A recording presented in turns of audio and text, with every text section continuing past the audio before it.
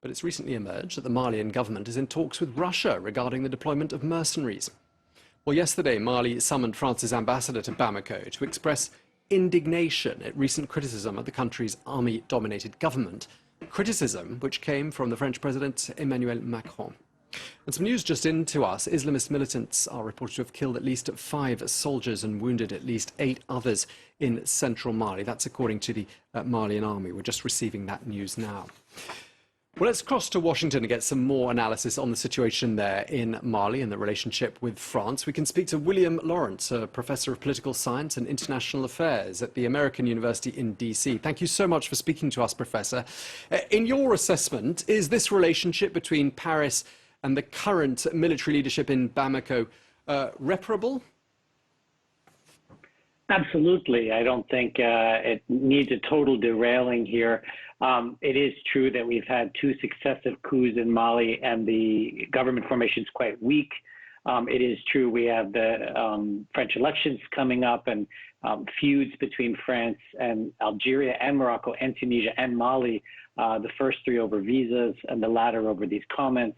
All of it interwoven with the disagreements over history and the role of history and France's role in history in the region.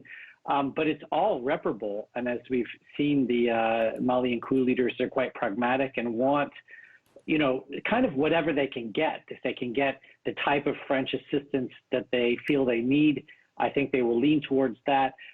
If they need to bring in the Russians, they'll lean towards that. I don't think they fully understand the political and geopolitical implications of bringing in the Wagner Group. And of course, the United States is very concerned about another Wagner deployment in Africa.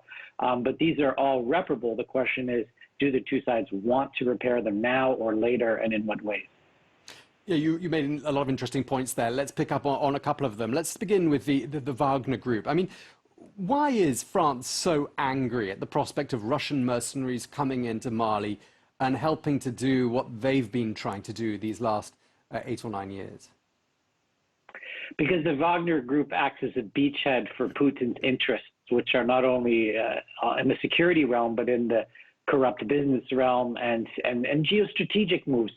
We've seen nefarious Wagner-led moves in Ukraine, in Syria, in 8 African countries. No good really comes out of it. And for example, the Libya deployment, which I followed very closely, nearly all of the fighting against ISIS and the other extremist groups was done by the Western Libyan government with U.S. air support, while Wagner Group basically protected air terminals and helped the Eastern Libyan government attack the Western Libyan government. So it wasn't really counterterrorism at all. It's quite cynical. And that raises alarm bells, not only with the Americans and the French, but with the Mauritanians and other regional governments, just because the Russians don't really help the countries. They advance their own interests. Yeah, and I mean, it's clear, isn't it, that amidst a protracted row between Paris and Bamako, I mean, is it fair to say the biggest winners in all of this are obviously the jihadists? Yeah, the jihadists win, the Russians win, the Chinese win, the Turks win in their own way in other theaters.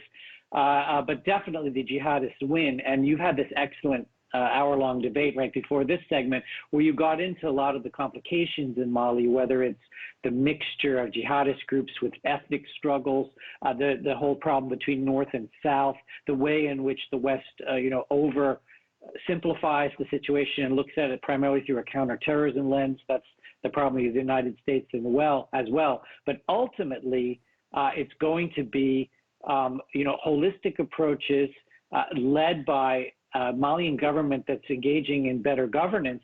And so far, so bad. This coup junta government is not even following its own timelines in terms of transitioning back to civilian control.